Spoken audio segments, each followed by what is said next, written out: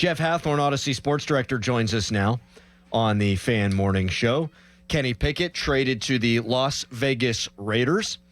Point of order, just a quick question here. If I called the Las Vegas Raiders the Oakland Raiders, does that count as a mistake? Absolutely. Okay.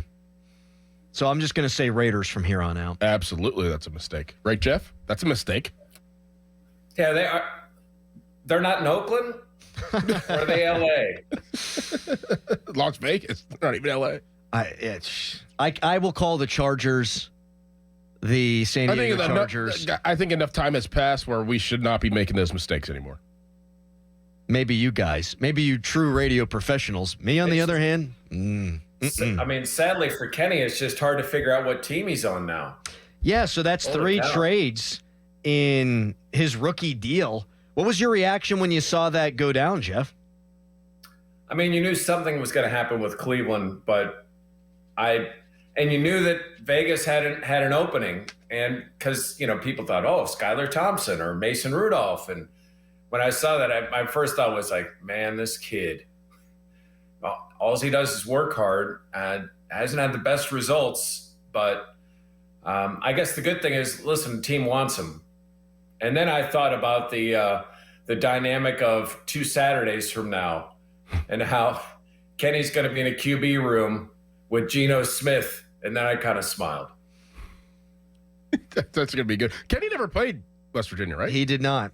That's right. No. He never played West Virginia. Jeff, Jacoby Myers, receiver for the Raiders, has requested a trade.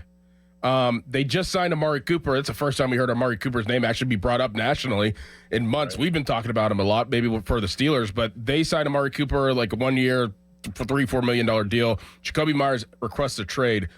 Steelers, are they a viable option? Could this be a real situation where the Steelers go after Jacoby Myers? Yeah, I mean, I don't know exactly what Myers wants. Not that it's all up to him, but I know McLaurin didn't want to be a second fiddle. Like he didn't want to play with a DK Metcalf, for instance. Like he wants to be the guy.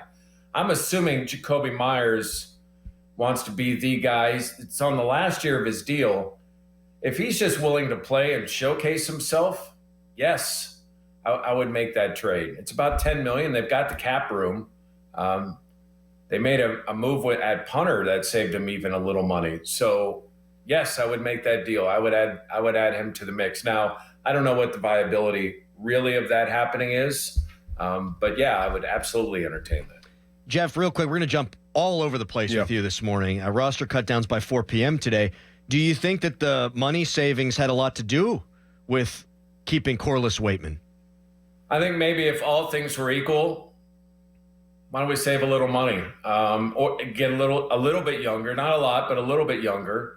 I actually was surprised. I thought it would be Johnston because his first 6 years in the league, I mean, you look at his punting average, like it was elite. Yeah. And they brought him in to be a difference maker on special teams. And I thought just watching him practice, there were days where you'd make the argument for either one, and they're going with Waitman. So they got a feeling about Waitman. And I will say one thing about, even though he doesn't get punts blocked, Waitman gets punts off quicker than Johnston because of the step. The step seems a little longer. I don't know if that factored in at all, but I'm sure saving a little cash if all things were equal. Jeff, you're just out here breaking down a punter like you're damn Danny Smith.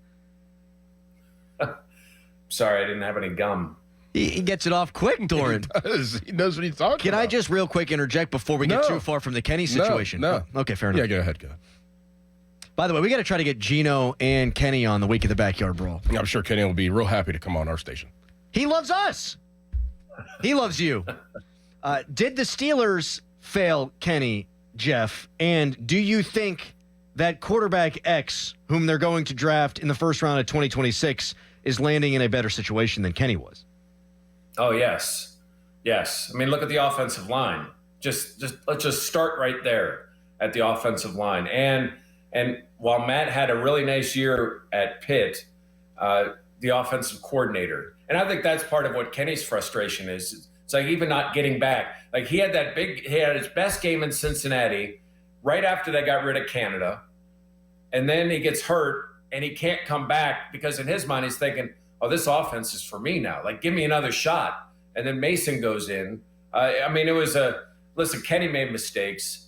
Kenny wasn't good enough, but look at what was around him at the time. And now look at it right now. If he were to walk into a situation with that line, DK Metcalf, 2 tight ends, I mean, you would think it would go better. I'm not saying that's ever going to happen. I'm just saying I think the situation is better now. Jeff, whenever I was watching the draft this past year, and the Steelers drafted Carson Bruner, I was like, oh, okay, his dad, he's a legacy player. His dad's in the scouting department. Obviously, Mark Bruner, one of the best tight ends that, behind Heath Miller that really played for the Pittsburgh Steelers. Okay, that makes sense. That's just a Steelers draft pick. Then I put on his film. I was like, oh, this kid's actually pretty good. And from that moment on, I was like, this kid's going to make the team. He's going to be a special teams ace. Did it surprise you yesterday that Mark Robinson was released and probably Carson Bruner is probably going to make the team, the 53-man roster? Yeah, it did surprise me. Not as much about Carson because Carson has had a good camp. And, we're assuming, they might be stealing from middle linebacker. I look at it as Holcomb and Harrison put Robinson out of business. And listen, Robinson forced 2 fumbles last year on special teams. That's a pretty good year. And you watch him. The dude's built like James Harrison. He runs like a deer. It's just it never clicked defensively. And now they've got Holcomb that can play middle linebacker. In a pinch, they've got Harrison, who they signed from the Ravens and brought in. And I think that's really what spelled it for Mark Robinson. I still think there's a chance Bruner would get cut and end up on the practice squad. And maybe they only keep 4 middle linebackers, knowing they've got Bruner right there. But we'll kind of see how this final roster, because with some injuries outside linebacker, I think Leal probably benefits from Herbig's injury. So, we'll see how this all shakes out. But I was surprised just given the impact that he made on special teams. But if you guys watch, I'm sure you guys have seen film of like when Mark plays linebacker, like there are times it's like he's just in the wrong place. He just still hasn't clicked for him at that position. Yeah. I think clearly this team doesn't have a Ryan Shazier, but this is as good and as deep a linebacker core as they've had since those days, right, Jeff? I can't think of since 2017 them being able to roll 4 guys out there you probably feel comfortable with. And 3 you could play on all downs. Yeah. Not that Holcomb, I don't think Holcomb is as good as the other 2. This is a dude who has, 140 tackles on his resume? And he, knock on wood, he's been healthy all camp, and Harrison's a guy you can use situationally.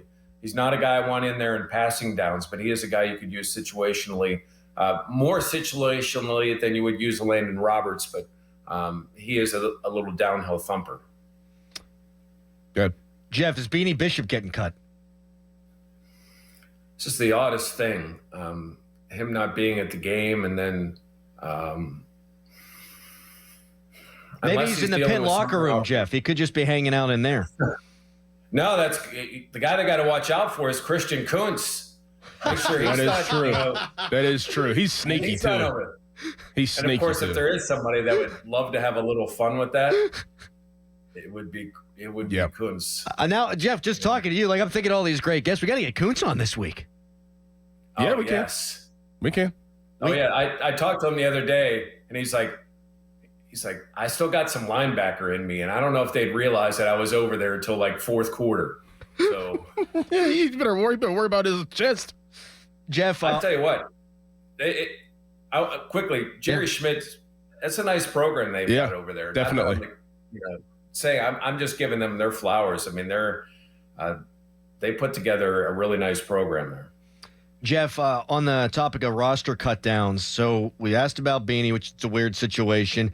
How do you think the whole quarterback thing's going to play out? I still think Skyler's out. We saw Will Howard throwing yesterday, and just little 10-yard passes. But Will Howard's. Tomlin said he's working towards being a full producer in practice, be a full participant in practice. It looks like it's still a little bit away, but he's able to throw a football, even if it's short distances. So I don't think they want him to be on IR for the whole year and miss any type of scout team, any type of that work. And as good as Skyler's been, I think when you step back and say, okay, it's the preseason, it's a luxury. We don't want to burn one of our 8 short-term IRs on Will Howard. I just don't think they're going to do that. Jeff, the Ohio State Buckeyes banned Dave Portnoy of Barstool from entering Buckeye Stadium. Listen, I don't know Portnoy. Did they really? Yes, they did. I don't know Portnoy personally, but from watching him and from afar, I think that this is just going to stoke the fire a little bit. I think this was the wrong move, in my opinion. I think he's going to do something ridiculous. Did you not see that? Yeah, I'm not sure. No. I didn't. I'm never for banning anybody unless they just, are a criminal or do, whatever. But yeah, I'm not for that at all. I mean, come on. I mean, you're right. You're just inviting it. It'd be like, Pitt saying, you know what, McAfee, you're a West Virginia guy. We're not gonna let you in here.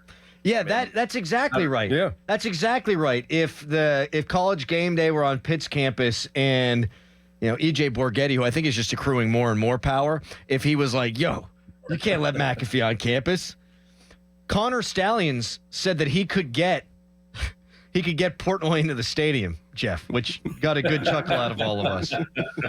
Jeff, we'll be paying attention big time to 937thefan.com today as the roster needs to get cut down to 53 by 4 p.m. Thank you for jumping on with us, man. Yeah, thanks, boys. Thanks, Jeff. Jeff's the man.